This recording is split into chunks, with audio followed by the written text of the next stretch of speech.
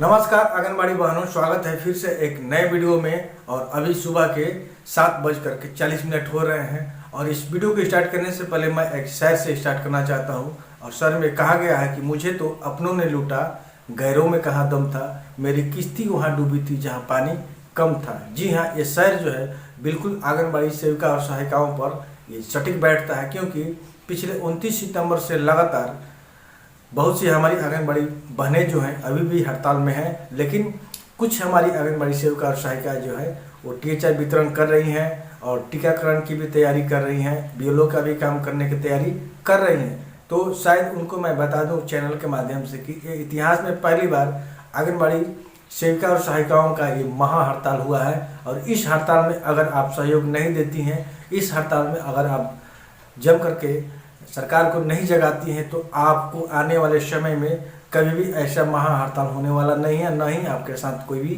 खड़ा होने वाला है। जी हाँ, ये बहुत ही सटीक न्यूज़ है। मैं आपको बता देना चाहता हूँ कि इतने बड़े हड़ताल होने के बाद भी इससे भी अधिक हड़ताल होने की तैयारियां चल रही हैं, क्योंकि अभी तक 2 महीना बीतने के बाद भी सरकार की तरफ से किसी भी तरह की कोई संज्ञान नहीं लिया गया है। और लगातार विभाग की तरफ से चयन मुक्ति का जो सिलसिला है वो जारी अभी भी है।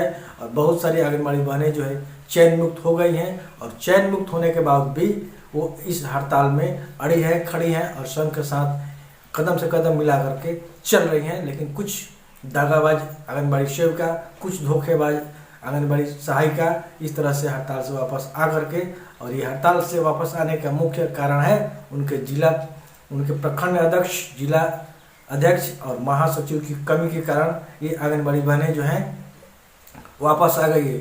चलिए एक जिले की खबर आपको इस वीडियो में देखने को मिलेगा। और वीडियो अच्छा लगे तो वीडियो को लाइक एंड सब्सक्राइब जरूर कर दिए, और इस वीडियो से आपको कुछ सीखना चाहिए। चलिए वीडियो करते हैं शुरू। सर, मेरा नाम नीतू कुमारी हुआ, मैं बरौली प्रखंड से प्रखंड अध्यक्ष हूँ। और हम सभी बहनें आज 62 दिन से हड़ताल पे हैं, फिर भी सरकार कान में तेल डाल के बैठी हुई है। हम लोग के मांगों पे विचार नहीं किया जा रहा है और ना ही हम लोग हमारे संघ से वार्ता किया जा रहा है। तो इस पे हम लोग अब हमारे संघ के द्वारा, हमारी सेविका सहायिका बहनों के द्वारा और जोरदार धरना देने के लिए हम लोग इस मीटिंग को रखे हैं आज, ताकि अब हम कैसा धरना करें, क्या करें। पहले हम शांतिपूर्ण धरना कर रहे थे, पर अभी फ़िलहाल हम लोग अब ऐसे धारणा हम लोग करेंगे कि सरकार जो सोई है वो अपना नींद खोल देगी। इसी के सहयोग में हम लोग सभी सेविका सहायिका बहनें आज अपने बैठक किए हैं और सब बहनों ने सहमति जताई है कि अब इस बार की हड़ताल वैसी नहीं होगी जो पीछे बीत चुकी है। अच्छा, पटना गए थे आप लोग, तो वहाँ कोई सुनवाई नहीं हुआ? नहीं, कोई सुनवाई नहीं हुआ।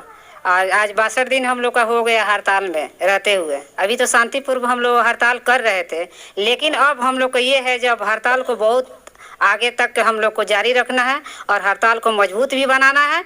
और जब तक सरकार हमारी मांगे नहीं पूरी करती है तब तक हम लोग हड़ताल पे डटे रहेंगे। बिना कुछ लिए हम लोग लौटने वाले नहीं हैं। सर, वो तो बहुत दिन से बानी है, मैं बहुत दिन से रहने के बाद सरकार कैसे को वो रवैया देखले बनी नहीं सुनबे ना करो सापा ना, एकदम हम लोग तो सरकार के एकदम नाम सुनने तक ले नहीं चाहते हैं।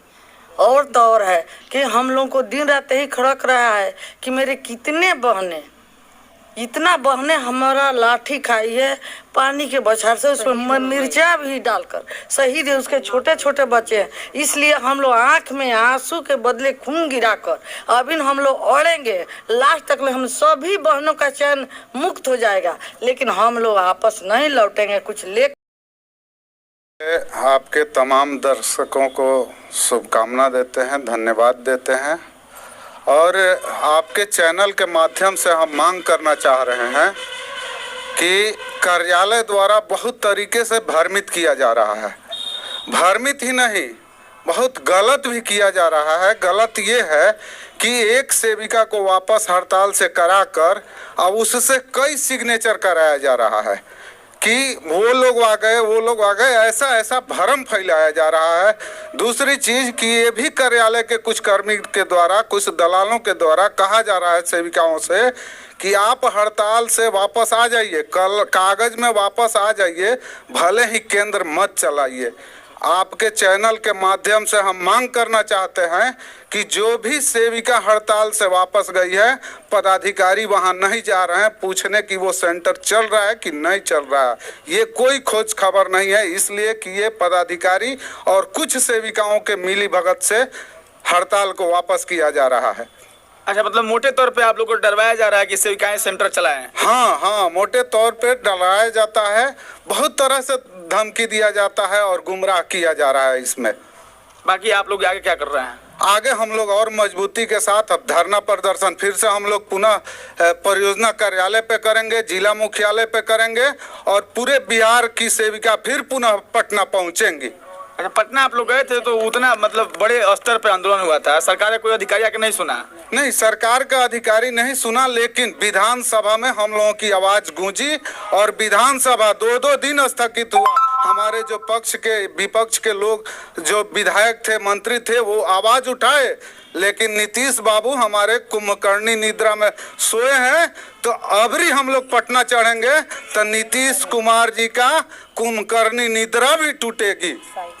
चलिए, हम लोग इस खबर को समाप्त करेंगे। उससे पहले अंत में हम आप लोगों से चाहेंगे कि मान लीजिए कि अगर मुख्यमंत्री साहब इस मांग को नहीं मानते हैं, क्या करिएगा फिर आप लोग? फिर हम लोग कोर्ट का दरवाजा खटखटाने के लिए भी रणनीति कर रहे हैं कि हम लोग कोर्ट का दरवाजा खटखटाएं और नीतीश बाबू को कोर्ट का भी जवाब देना पड़ेगा।